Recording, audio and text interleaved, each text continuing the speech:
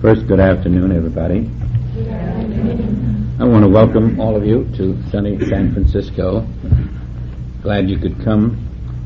We begin today the first of 7, and the purpose of this series is to rip away any veil that is separating us from what you might call the Golden City, the City of Grace, which the Bible refers to as the kingdom of heaven on earth. To us, it is not an abstraction, and it will not remain an abstraction for whoever is willing to lay aside not only cherished ideas, but ideas that are in common parlance all over the world today. And so our methods must be rather drastic in this series. We cannot afford to leave you in doubt. We cannot afford to leave you in between two worlds.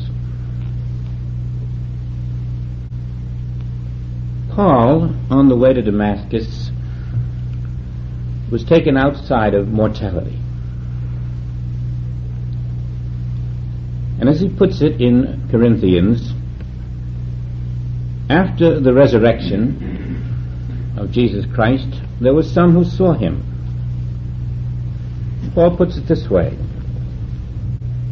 then he was buried, and he rose again the third day according to the Scriptures. Then he was seen of Cephas, and then of the 12. After that he was seen of about 500 brethren at once, of whom the greater part remain unto this presence, but some are fallen asleep. And after that he was seen of James, and then of all the apostles. And last of all, he was seen of me, as one born out of due time. Not having traveled with the Master, he was born out of due time.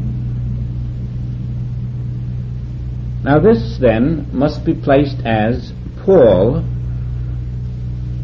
seeing Jesus Christ after the ascension. So it would not be impossible for anyone on earth today to see Jesus Christ after the ascension. But then Paul, having finally been accepted to some degree by the other apostles, went on to teach certain phrases that we have all accepted. The church has accepted them. They've been put into the Bible as spiritual law. And yet, for some strange reason, the church has not actually accepted the statements that they have permitted in the Bible. And as a consequence, very few people in the world have accepted the statements of Paul at certain places. You'll find that you have not accepted them either. Now Paul tells us to be carnally minded is death. He says that in Romans.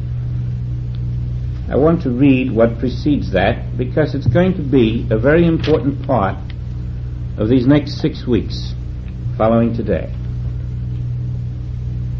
There is, says Paul, no condemnation to them which are in Christ Jesus, who walk not after the flesh, but after the Spirit. Now he's pointing out that if you walk in the Spirit, you are in the one. You're not in a karmic state. You're not in condemnation. But if you walk after the flesh, you are in a karmic state. For the law of the Spirit of life in Christ Jesus hath made me free from the law of sin and death. And here is a human being walking the earth saying that he is free from the law of death. How could that be? What has he discovered that makes him free from the law of death that you and I have not discovered? How could that be? He's going to tell us. For what the law could not do, in that it was weak through the flesh, God sending his own Son in the likeness of sinful flesh, and for sin condemned sin in the flesh. Now, all of this sounds very religious talk. But it isn't. It's esoteric talk, and you've got to look under it. That the righteousness of the law might be fulfilled in us who walk not after the flesh, but after the Spirit. Now let's get down to the line.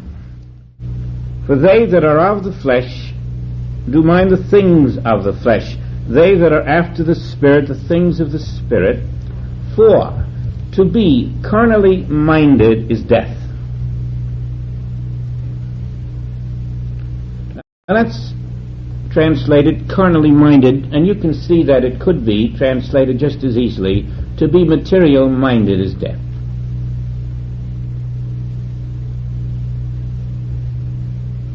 The secret of Paul, that he was not subject to death, was that he was not material minded. Today, we're going to see the Bible another way. Yes, still another way than we've ever seen it. Science has helped us out by giving us a new phrase. Every school child in high school, college, universities around the world knows all about the atomic theory. Metaphysicians know about the atomic theory, theologians know about the atomic theory, and strangely, just about everyone accepts it. Even religion accepts the atomic theory in a sort of a fuzzy way.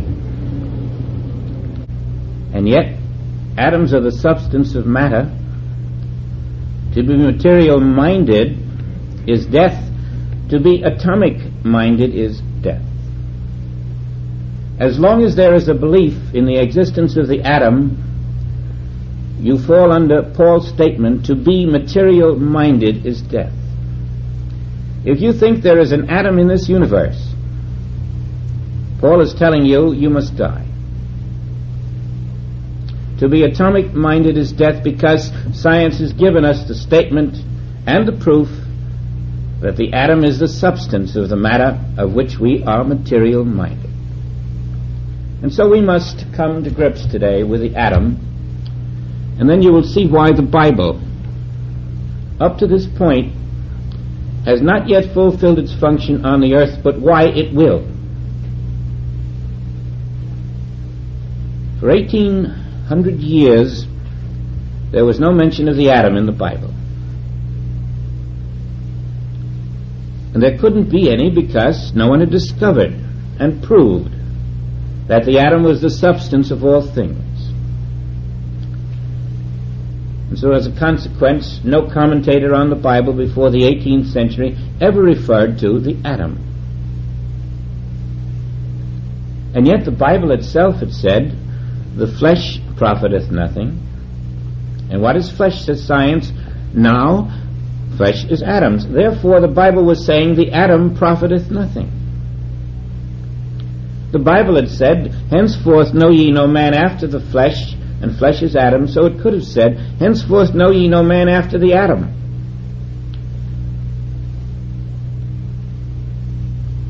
In other words, the metaphysician says there is no matter, but he has not gone the whole way. He still thinks there are atoms, even though he thinks there is no matter. And so we come to this place. We have in our studies gathered together the materials of truth, like building a fire. We have the shavings, we have the logs, we have a little can of kerosene, but we don't have a fire because that little tip of sulfur hasn't been ignited. And so it is with us in truth. We have all the truth. What keeps us out of the kingdom of heaven? We have not lit the flame of self. And the separation between the self, which is the living kingdom of heaven on earth, and the material world, is that little fellow, the invisible atom. until you recognize the nature of the atom and know what an atom is, and become conscious of that of which you are now unconscious, the veil remains there, separating you from the grace, the power, and the dominion which are implicit in a complete and full understanding of the Bible. Let's take a look at the atom, and nothing we say about it will conform to what science says. And this is precisely what religion has missed and should have said when the atom was introduced to the world as the substance of matter. You will never see one atom that can know God. And if you add 1 million atoms together, you will still not find 1 million atoms that can know God. And as long as a man or a woman is an atom or a group of atoms, that individual can never know God. And yet, to know God aright is life eternal. Whoever remains an atom, or a group of atoms, or a configuration of atoms, can never know life eternal. The atom is a robot. And whoever is an atom or a group of atoms remains a robot, because the atom is controlled. Now look over in Alameda. You're in your apartment, and the next thing you know, there's no house around you. There's just 13 tons of steel, 2.5 tons of fuel plummeting out of the sky. An apartment house demolished. What was that plane made of?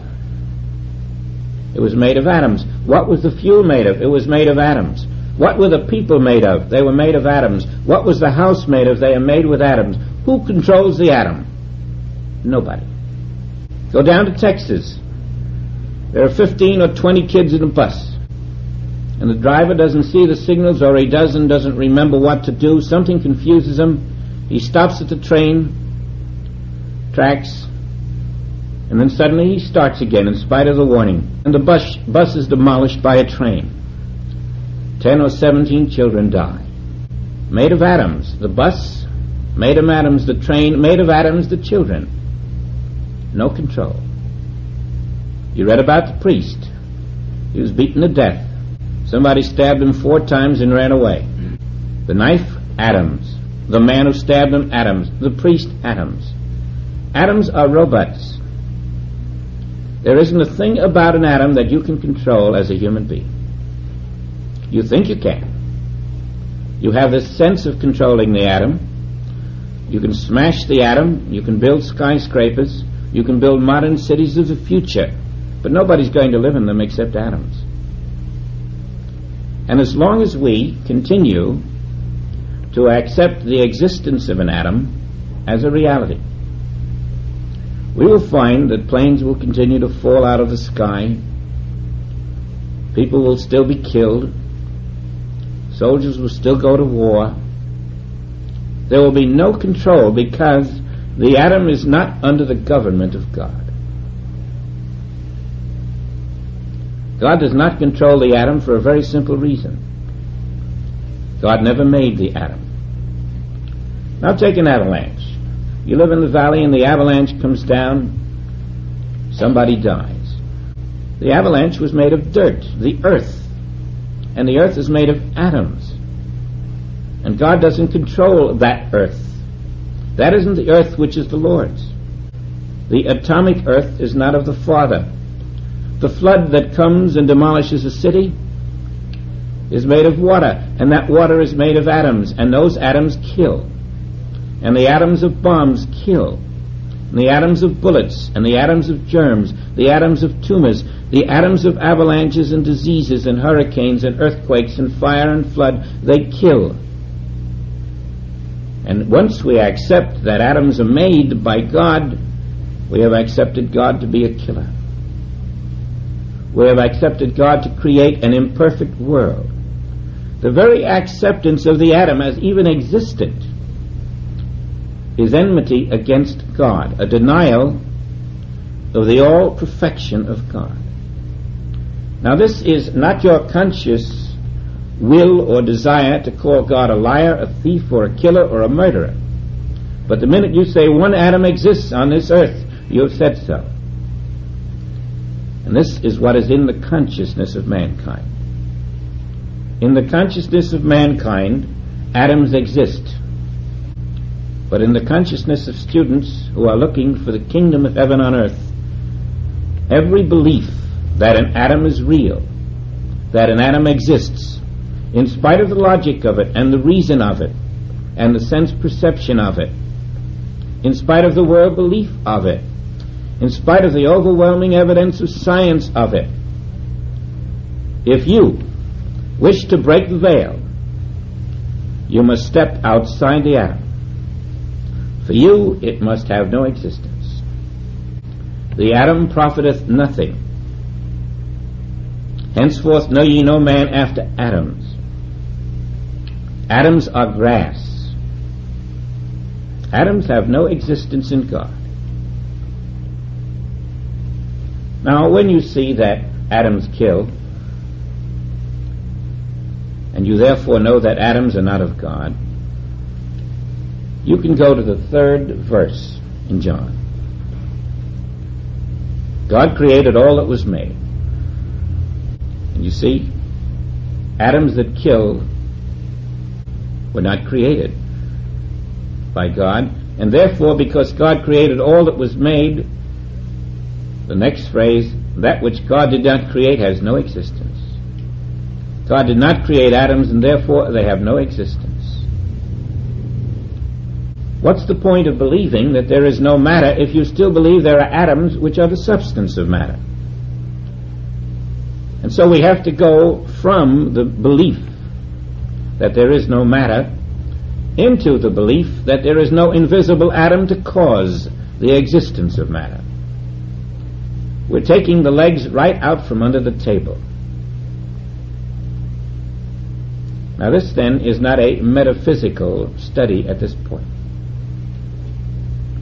You're in the mysticism of the understanding which came to Paul.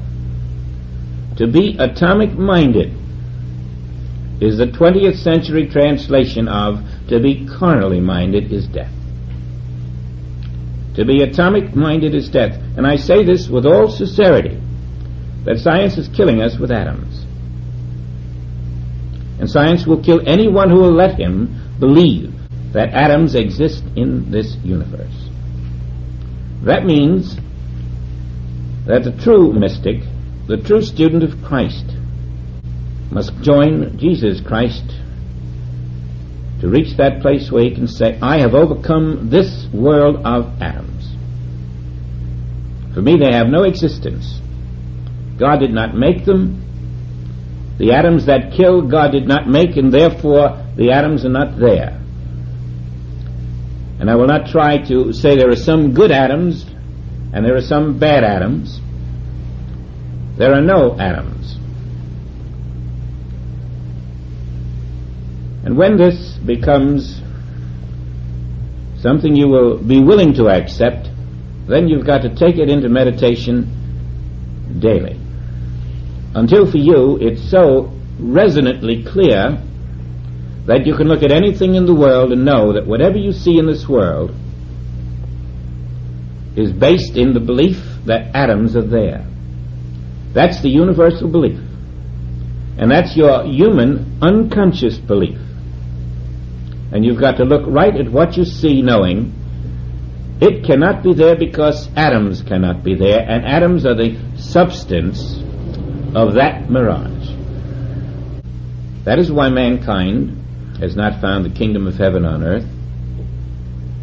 Man is still accepting the opinions of science and the hopes of religion, and the middle path goes right through both.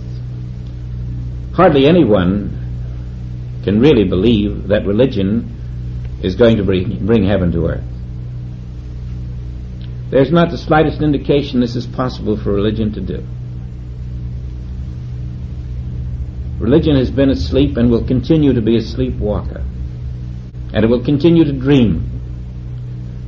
It will continue to walk in its costumes and its rituals, while out here the world falls apart at the seams And religion will promise forever that in a heavenly hereafter all this will be taken care of. We've learned about that fairy tale. Science, on the other hand, seems to be the great white hope. Science has the atom. And you know, while we're talking about it, science has already passed the place of even believing that the atom is the substance of matter themselves. They simply haven't broadcast it. They are frantically working on the subatom. But that's quite a difference than an atom. They're working on subatoms, and they're going to go into micro atoms. They're going to diminish in size. They're no longer under the belief that atoms are the substance. They passed that belief. And when they get a new belief, it's going to substitute for the old one, and then they're going to make a great hurrah about the next belief. This is the way it is. And nobody will say, but doesn't that disprove the previous belief you had? What was the substance of everything before atoms were discovered? We've all forgotten about that. And we'll forget about atoms when they get the next name for a new substance. And the answer is they're fishing and fishing and fishing for something you cannot find in a material world. Now you're breathing right now, and you're breathing atoms. The breakfast you had was made of atoms. The fuel you put in your car is made of atoms. And as long as you have been able to do these things today, you're going to continue that those things are reality. You're going to continue in that belief because you know you're going to have 2 or 3 solid meals a day, and if they're made of atoms, you're going to need atoms today. You need atoms to live by. You need atoms to drive by. You need atoms to work by. You need atoms for everything you do. And in the end, the atom buries you, because it never was there. Now, you know, in grade school, there are some who learn at a certain pace. And there's always one who's a little quicker, or maybe 2 or 3. And so the teacher forgets about that 1 or 2 or 3. The teacher has to teach the class. And so that 1 or 2 or 3 who are quicker, they simply do not go at the level of their capabilities. They have to be slowed down for the class. Our work has been just the opposite. There are in this world those who are quicker spiritually, more prepared to receive a certain level of the truth than others. And rather than slow down them so that the masses can get the word, our function has been to find that 1 out of every 1,000. That's why these classes in the main were planned for small groups. We haven't been looking for everybody. We've been looking for that student in the class who normally is slowed down to the pace of the masses, and we are trying to bring the pace up to his pace. And we expect only those students who can move at that pace to be in the class. That's the kind of class this is meant to be. And now you can see why. Because I'm asking you to consider the fact that the atomic universe of science has no existence. That the atomic world of atom smashes does not exist. And to take your faith out of it, that our rebirth has to be reborn out of the atom. And this cannot be done in any way that is known to man except by first understanding it, understanding what makes an atom, realizing that the atom that man is chasing for his extra leisure and extra comfort and extra income is quicksand. As he gets it, he sinks into it. And he spends his life seeking it, seeking more atoms. Everything material that you seek is made of atoms. And as you seek more and more of it, and learn to depend upon it, in the end it fails you, because it never was there. Now, when you have found a place where you understand this atom and its non-existence, then you will have to go into meditation with specific exercises. And you will find when you do this, and we'll do several today, you will come to a place where you can consciously know the non-existence of the atom, and yet you will be in another place, right where the world thinks the atom is. Suppose we take a box. Here's a box with 3 dimensions. Now this little box is about 2 inches high, 5 or 6 inches wide, and about 3 or 4 inches deep. And of course, being wood, and wood being made of atoms, here's a box made of invisible atoms.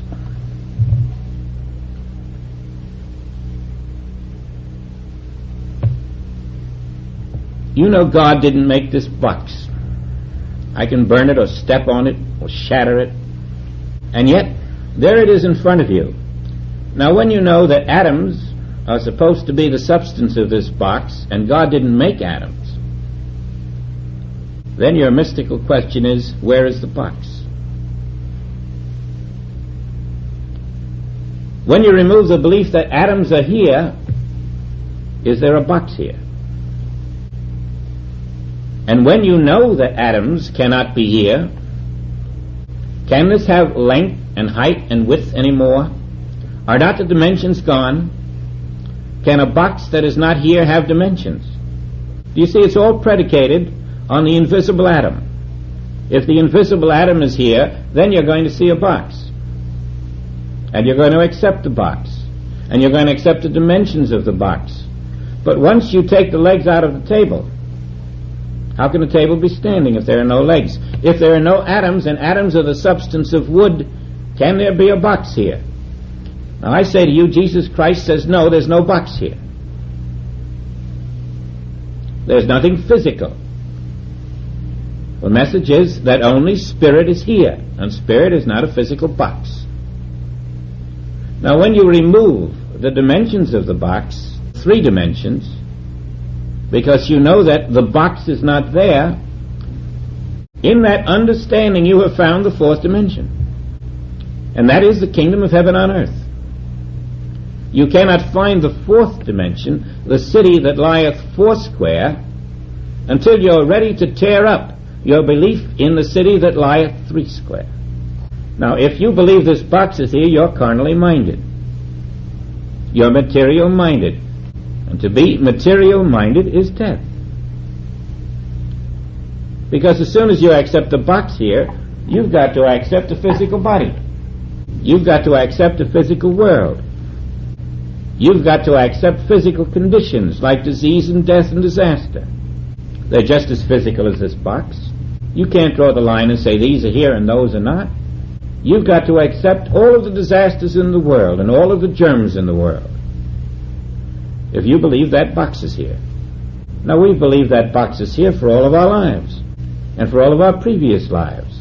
Now we're coming to the place where the Bible has brought us. There is no physical matter on the earth. Now when Joel writes a chapter, this is a spiritual universe, could it be any different than saying this is not a material universe? What's the difference how he says it? This is a spiritual universe, or he says this is not a material universe. They're one and the same. What's the difference if Paul says to be carnally minded is death, or to be materially minded is death, or to be atomically minded is death? One and the same.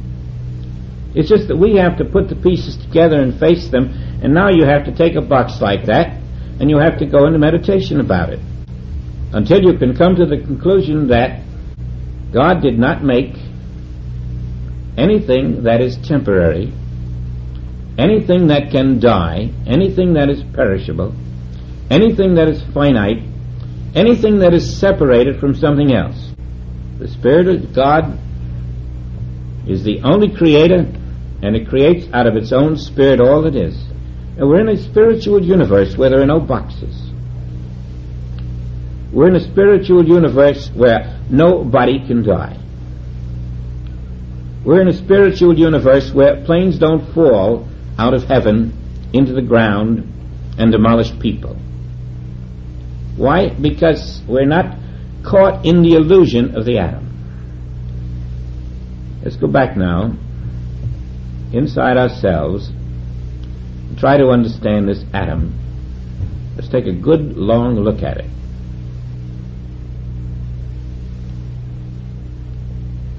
There are some atoms that make up this box of wood. There are some atoms that make up the book you read. There are some atoms that make up the chair you sit on, the floor you walk upon. And they're all atoms separated from each other. The chair has nothing to do with this box. They're separated. Remember when Jesus was crucified, how those who stood there, the soldiers, could not divide one garment because it was a seamless robe. It wasn't separated. The teaching there was that the seamless garment we wear is the knowledge that spirit is all, and spirit is not atoms. Spirit is not matter, but spirit is also not atoms. You know spirit isn't matter. Now you must know spirit is not atoms, and spirit is all. That's not a spiritual box. What is it? And so we come to how the box gets there. And that's all the illusion of form in one little box. It's the illusion of your own form. Where are these atoms that we say do not exist? Where are they? They're in the carnal mind. That's why to be carnally minded is death. And what is the carnal mind? There are two kinds of carnal mind, the universal and the individual. They're really one and the same. There is a carnal mind universal, and its thought is the atom. The atom in the carnal mind is the only place the atom exists. In the world mind there are atoms of thought. That's all atoms are, the thought of the world mind. And the patterns that move through those atoms reach your mind. And because your senses are atoms, your senses respond to the atoms all around you. The response of the atoms of your senses to the atoms around you makes the form. Everything you see is your response to pattern thought of the world mind. And the invisible building blocks of the atom enable you to form impressions which appear as the things you call material. In other words, there are three illusions, even four, before you come to the box. There's the world mind, its thought of atoms, there's your mind, and your reaction to the world mind's thought of the atom. The world mind, the atom, your mind, and your reaction. This is the sequence, the quadruple sense of illusion that finally produces that which God did not create.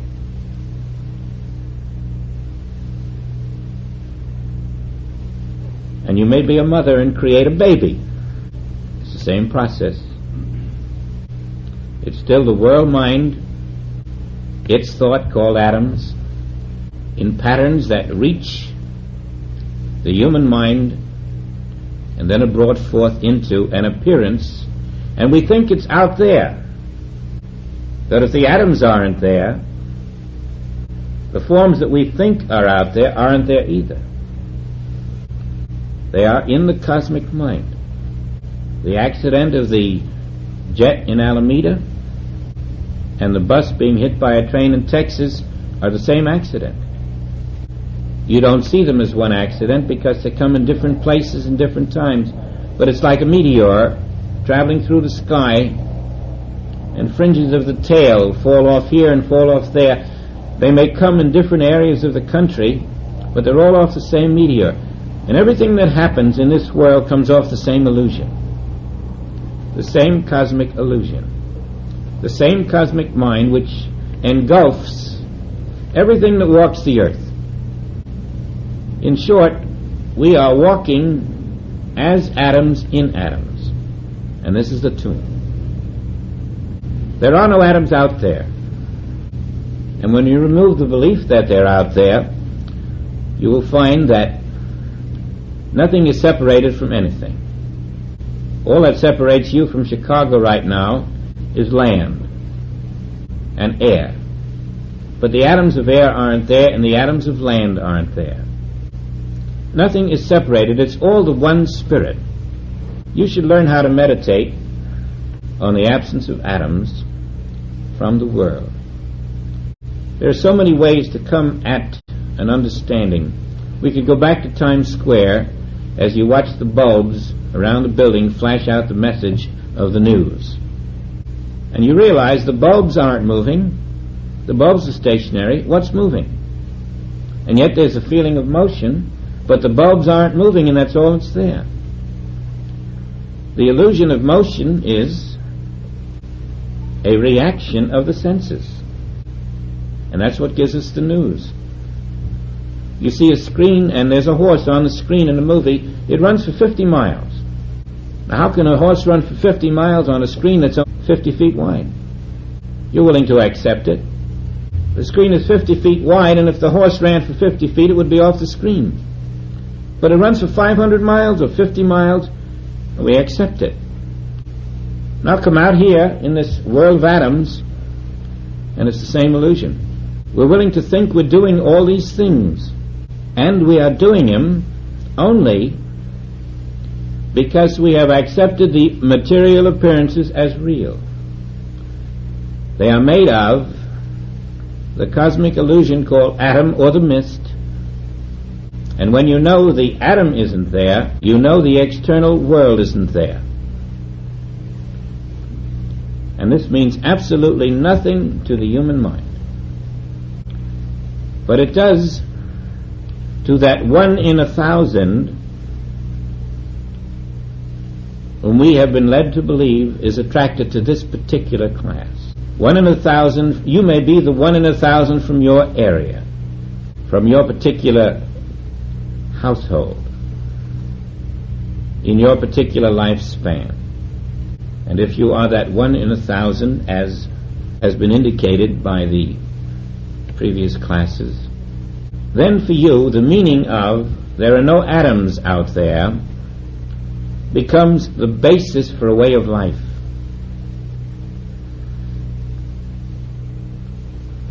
What are we to be reborn out of?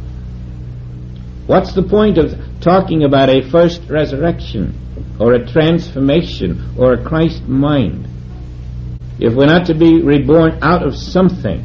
You see, it has always been the invisible atom we're to be reborn out of. The belief that we are that invisible atom which has been labeled as the essence of a man by science. Now let's meditate on there are no atoms here and see if you are quickened. I found it necessary to practice this many, many times, but from it came a great peace, a great assurance, a great certainty. And I can tell you too, from it came a great deal of power. Because once you can rest in the assurance that the atom is not here or there, you have found the unconditioned, unconfined universe of spirit. You are way ahead of every Nobel Prize winner in the world. You are out of the ignorance of science and religion. You are out of all the dismal failures that have been brought into this earth by well-meaning souls trying to help mankind. And you're doing it the Christ way. Not what would be reasonable to a human mind, but you're refusing to live in that which God did not create. There are no atoms here. There are no atoms anywhere.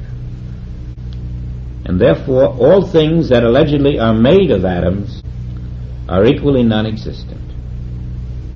That's how you will find the capacity to come above the belief that matter has reality. The invisible substance of matter does not exist. And then the carnal mind to you will be exposed as a fraud. The universal belief in matter will be exposed as a fraud. You will find yourself in not a material consciousness, but released into your spiritual consciousness.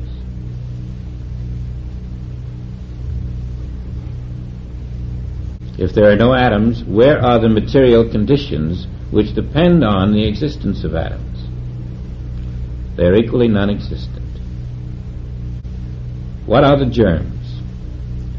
The germs are only there in the cosmic mind because we think there are atoms to cause germs. But if there are no atoms, the germs have no substance.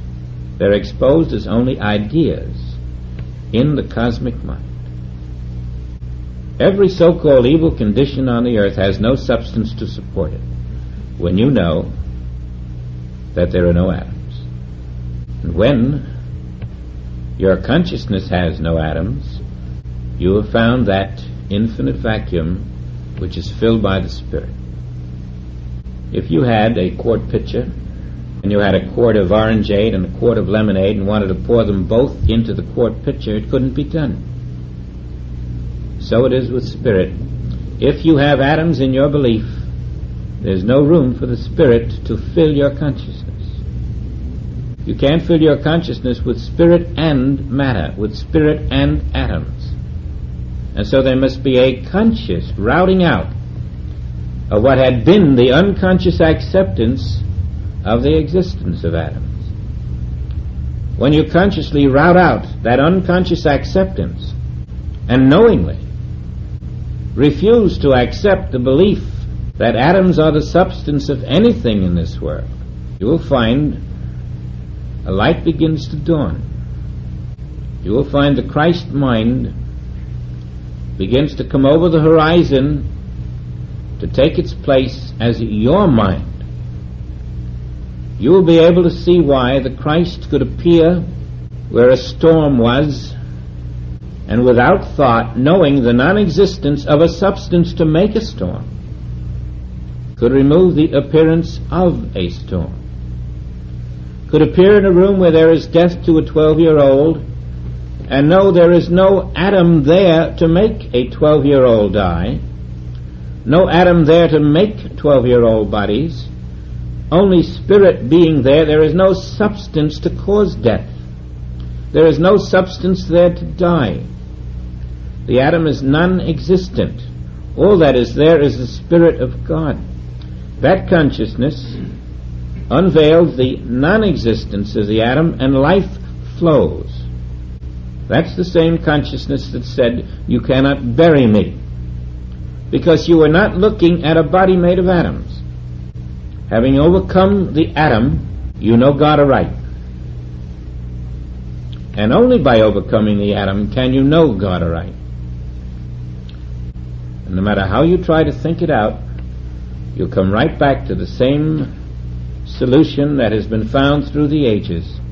You must go back into the deep womb of silence,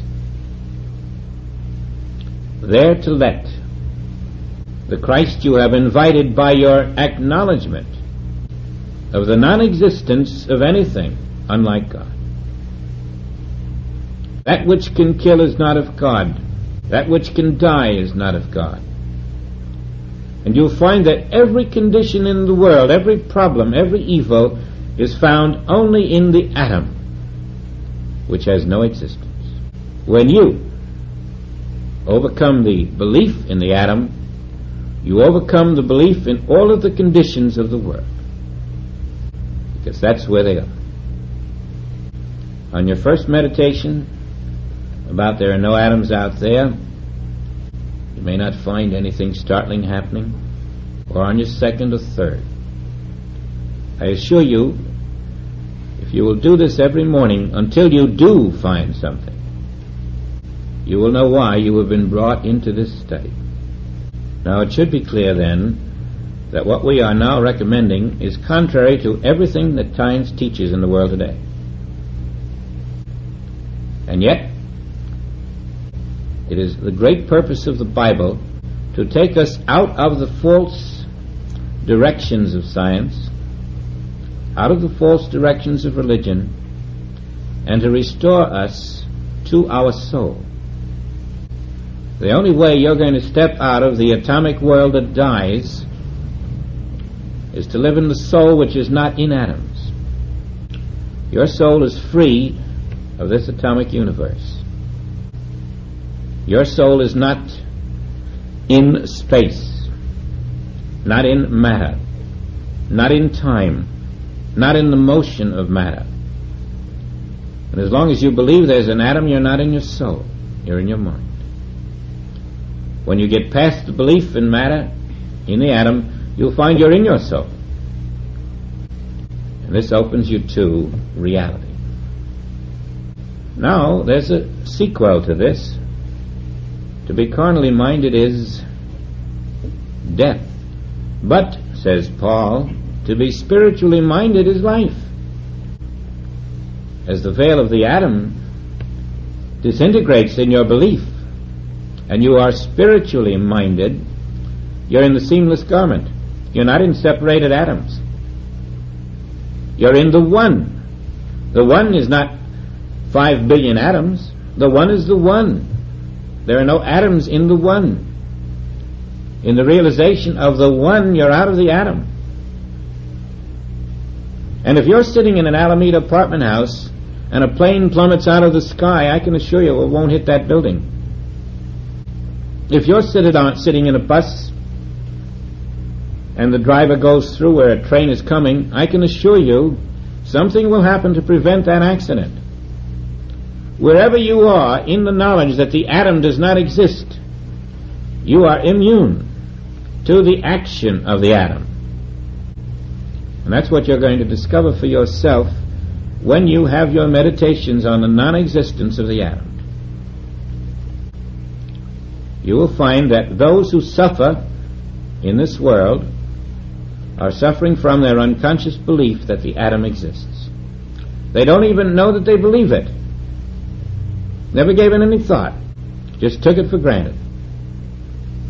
And when you take yourself out of that unconscious belief, I believe you will see very pleasant and startling things happen in your life.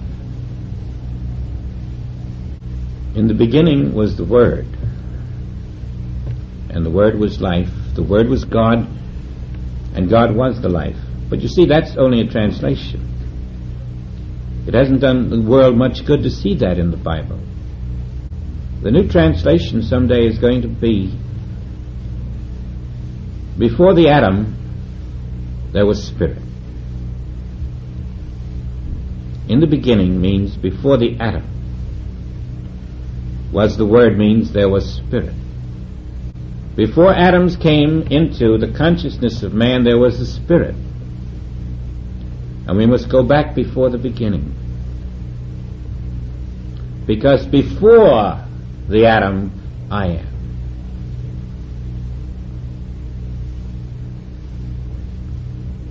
You take yourself out of the creature called the atom. Now there's a great symbology in the fact that the atom, which has no real existence, is also Adam in Genesis. Because out of Adam comes Eve. And out of Eve comes her progeny. And out of her progeny comes all of God's declaration that He will curse her progeny. Do you see the sequence? Out of the atom comes our belief in matter, and out of our belief in matter comes the problems of the world. The dying world is born out of a belief in the atom, just as all the accursed progeny of Eve come out of Adam. It's the source of the nothingness which is called the arm of flesh. I also believe that with this knowledge and the practice of it, you will quickly find another level of the healing consciousness for yourself, for those who come to you. It is definitely going to prove to it be a new landmark in our work. There are no atoms, and you're required to know this in order to come into the Christ consciousness. To practice this, you cannot serve the belief that there are atoms and serve God too. That's serving two masters, the spirit and the atom. You can only serve the one master to find your life eternal. And so I'm going to recommend that each morning our meditation be, there are no atoms.